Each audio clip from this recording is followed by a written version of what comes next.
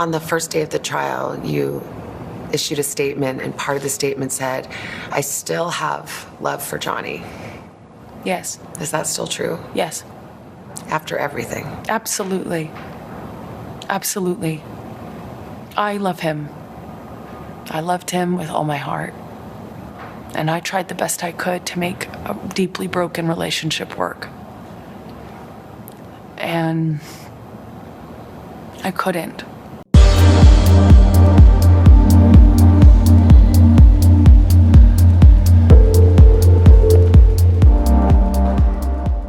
Hello everyone, this is PK Entertainment and we are back again, and here now we have another video for you, and we're going to talk about Amber Heard yet again and focus on a second segment of her interview with Suzanne Guthrie on Today News for the NBC network. Now, as we all know, this is Amber Heard's first interview following her losing the defamation trial against actor and ex-husband Johnny Depp. This relates to the op-ed article from the Washington Post in 2018, which was ultimately deemed defamatory with malice. Now, this resulted in Amber owing over $8.35 million to Johnny Depp in terms of damages. Now, the first segment of this interview was screened yesterday on Tuesday, the 14th of June 2022. And this is the second segment that we will focus on within this video. And the final one will be screened on Friday, which will show the interview in its entirety. And you can check out my coverage of the first segment of this interview within the channel, and I'll leave some links within the description. Now, in terms of this second segment of the interview, I think overall, again, like the first, it wasn't bad. And like the first, there was nothing really that hyperbolic or exaggerated to really talk about. It was really Suzanne going over the evidence as what we saw throughout the trial, and once again asking Amber to overall explain what was going on. I think overall, in terms of the statements that Amber made, it was again not very convincing in my own personal opinion. She's still standing by most of the statements that she made within the trial, and I still maintain that doing this interview is detrimental to her overall image and any potential career down the line, but this is the hill that Amber indeed wants to die on. So in terms of this second interview, we started off with Amber yet again maintaining that the op-ed article wasn't about Johnny. Savannah replied that it was unmistakable in the fact when going over the article, as what we all thought when we read the article, even though it didn't mention Johnny's name, it was clear and obvious as day that it was clearly about him. Now, when questioned about this, the answer that Amber gave is that the op-ed article wasn't about Johnny, but it was more about loaning her voice to the bigger cultural conversations that we were having at the time. Now, I assume she was talking about the whole issue of Me Too and abuse allegations and domestic violence victims. If you remember, at the time when all of her allegations came to light, along with the op-ed article, we were very much in the maelstrom of the whole Me Too movement.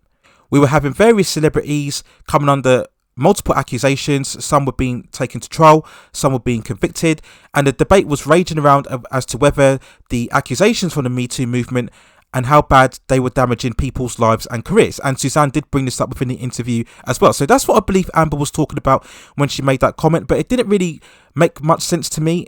Again, we may not get greater context of this until we see the full version that will be broadcast on Friday. Now, when she pursued with questioning about the op-ed article, Amber said that her lawyers had reviewed it and gone over the draft several times. But at the same time, Amber, the ultimate final approval to release the article would have come from you, right? There's no way that the lawyers would have been able to release this document without your say-so. So again, this is Amber very much throwing her team or her lawyers under the bus once again.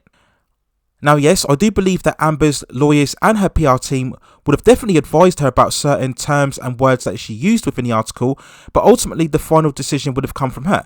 Now, as we all know, the op-ed article really was about Amber trying to build up a good public image following the divorce, as she's referred to multiple times, and as we've seen throughout the reaction from the divorce, many people were claiming her to be a gold digger.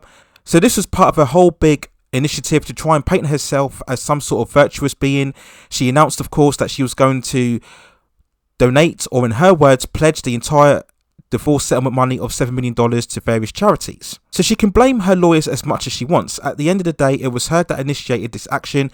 It was her that decided to move forward and make a big public show of the divorce settlement, when she really should have just taken the money and then quietly gone away towards building her overall career.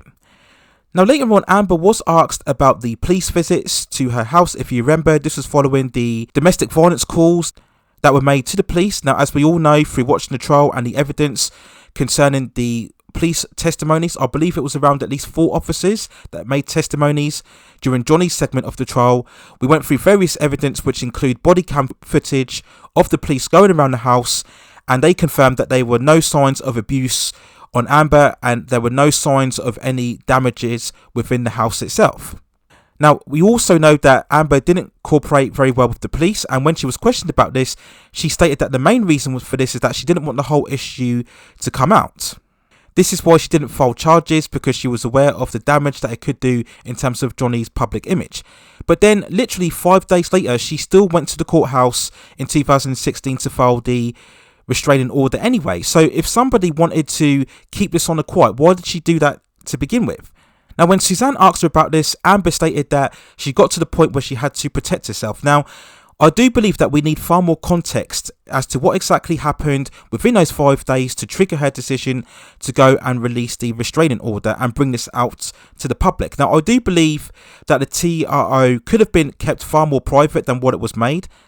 And this is what led on to the next question when Suzanne brought up TMZ, who, as we all know, arrived at the courthouse as Amber walked out in 2016. If you remember, she walked out to all of the cameras around her, as well as the bruise on her right cheek. Now, going through the trial, we all questioned the logic of how exactly TMZ knew that Amber would be arriving outside the courthouse at that particular time, unless they were tipped off about her overall appearance. Now, during this question, Amber yet again denied tipping them off. But again, how else would they know?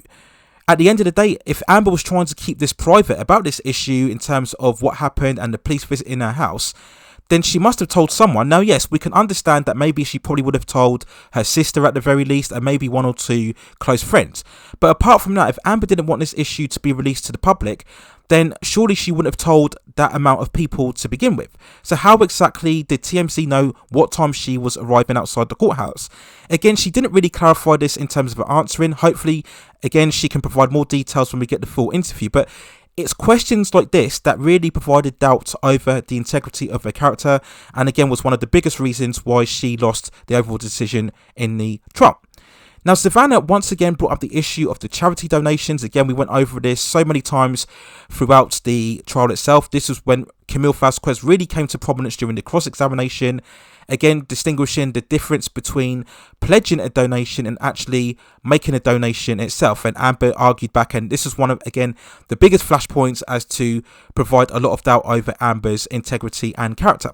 Now, during this back and forth between the two, Amber stated that she shouldn't need to earmark when exactly she makes the donations. But the thing is, Amber, you did this exact thing when you announced that you were making the whole divorce settlement to the charities. You did earmark what you were going to do. You did confirm what you were going to make and the amount that you were going to make it to. Right, so you are the cause of all this. Now, I've stated in so many videos, and everybody has made this point as well, that if she indeed wanted to make a charity donation, she didn't have to announce the amount. She could have just said, I will be supporting these charity functions. I will make the donations at a later date. She didn't need to go into absolute detail as to how much donation she was going to make. But again, this goes back to her wanting to make a big public show that she's not a gold digger and that she wanted to improve her overall public image.